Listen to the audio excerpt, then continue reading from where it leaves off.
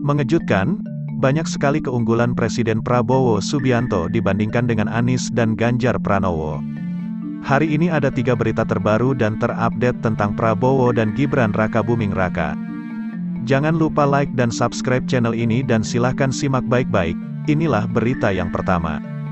Simak 10 keunggulan Prabowo dibanding figur lainnya untuk maju di Pilpres 2024. Inilah sejumlah keunggulan Prabowo dibanding figur lainnya. Prabowo Subianto menjadi satu-satunya nama dalam seluruh lembaga survei yang memiliki modal paling lengkap untuk maju sebagai calon presiden. Mari kita urai satu persatu analisisnya, sebagai berikut. Yang pertama, Ketua Dewan Pembina merangkap Ketua Umum Gerindra. Posisi Prabowo di dalam partai sangat strategis dan menentukan. 2 jabatan penting dia kuasai. Sehingga Prabowo tidak akan mengalami kesulitan dalam menetapkan nama capres yang akan diusung oleh Gerindra. Kekuatan ini tidak dimiliki oleh kandidat lainnya. Yang kedua, Partai Gerindra sangat solid dan terkendali. Meski ada beberapa kandidat capres yang juga menjadi ketua umum, namun konflik internal masih terlihat mengemuka di partai-partai tersebut. Gerindra adalah partai yang sangat minim konflik, setidaknya sampai hari ini.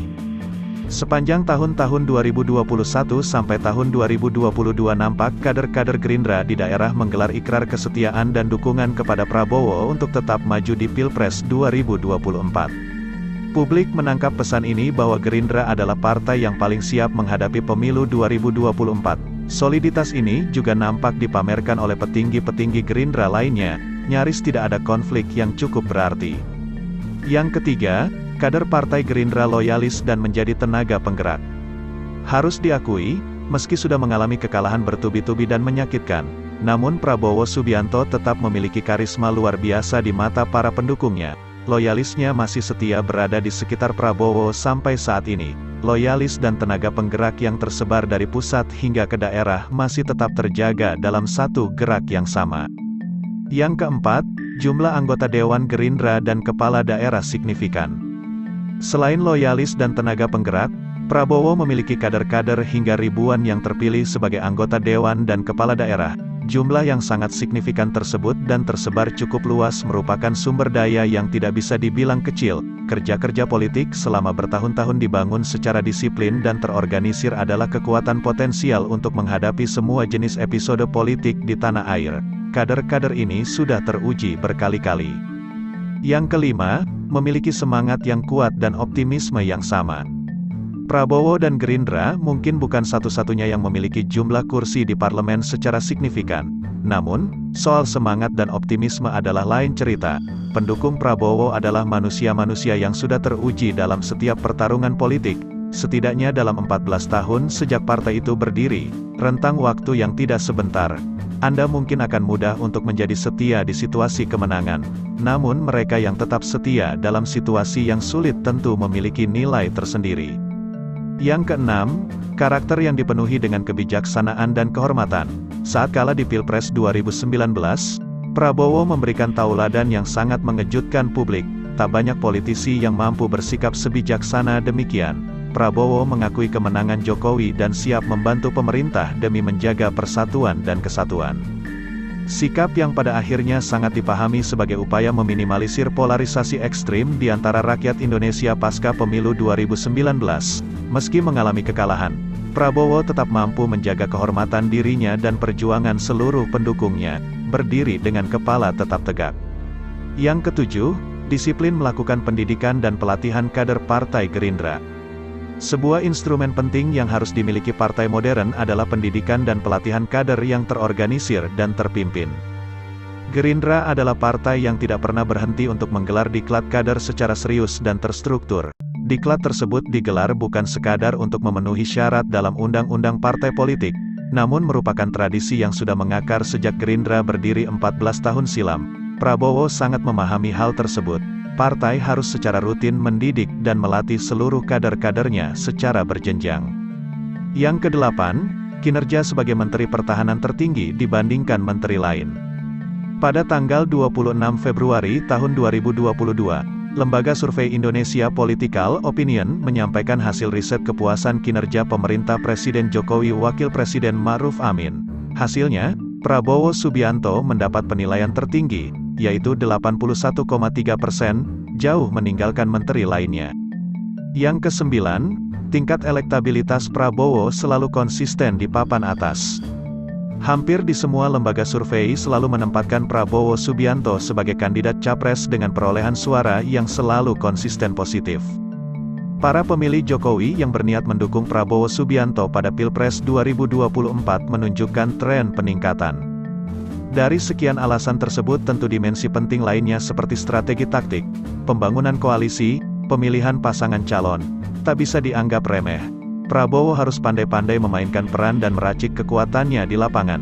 Maka, buat apa harus menjadi kingmaker, jika Prabowo Subianto memiliki semua syarat dan kualifikasi untuk maju sebagai calon Presiden Republik Indonesia tahun 2024 sampai tahun 2029. Itulah berita yang pertama, sekarang Mimin akan bacakan berita yang kedua. Anies konsisten di jalur perubahan, tolak halus gabung di Kabinet Prabowo Gibran. Capres nomor urut 1 Anies Baswedan coba menunjukkan sikap konsisten kepada publik. Menurut mantan Gubernur DKI Jakarta itu, dia akan tetap berada di jalur perubahan. Lalu, bagaimana jika Prabowo Gibran mengajaknya gabung di kabinet? Anies justru balik bertanya. Memang ada tawaran, saya sampaikan, saya akan terus berada di garis perubahan itu, ujar Anies. Anies menyampaikan tetap mengusung slogan perubahan, sebagai wujud konsistensi. Anies juga tak mau mengecewakan jutaan pemilih yang telah memilihnya di Pilpres 2024. Namun, Anies tak menyebutkan soal sikap Partai Nasdem, PKB dan PKS, partai politik anggota koalisi perubahan yang mengusungnya di Pilpres 2024, serta sikap Muhaimin Iskandar. Anies menilai sikap tetap di garis perubahan punya dampak politik yakni tidak akan diajak masuk ke dalam pemerintahan selanjutnya. Mantan Gubernur DKI Jakarta ini juga mengaku sampai saat ini tidak ada tawaran apapun diberikan padanya terkait peluang bergabung ke pemerintahan selanjutnya. Lebih lanjut Anies mengucapkan terima kasih kepada para pendukung dan masyarakat yang memilihnya. Sepanjang proses pemilu ada saja tantangan dan tekanan yang dihadapi pendukungnya dan juga masyarakat. Hal itu dinilai sebagai bukti suara hati nurani tidak goyah oleh imbalan ataupun iming-iming. Hingga saat ini, dirinya masih menunggu keputusan resmi dari KPU terkait hasil Pilpres 2024. Setelah itu akan ada pertimbangan untuk mengajukan gugatan sengketa Pilpres ke Mahkamah Konstitusi. Itulah berita yang kedua, sekarang Mimin akan bacakan berita yang ketiga, berita selanjutnya. Prabowo merasa ada kekuatan 3 presiden di belakangnya. Capres nomor urut 2 Prabowo Subianto menyebut ada kekuatan dari 3 presiden di belakangnya. Prabowo menyebut dirinya juga merasakan dukungan dari bawah.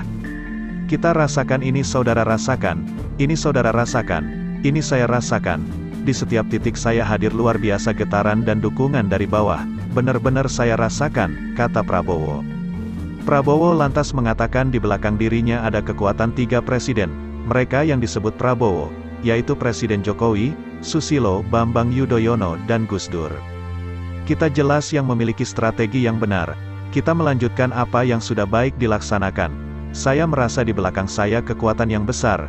Saya merasa di belakang saya ada kekuatan 3 Presiden Republik Indonesia.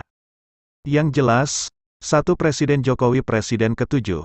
Juga jelas ada Presiden ke-6 Presiden SBY, dan juga saya merasakan Presiden Abdurrahman Wahid berada di belakang. Berada mendukung saya, jelasnya.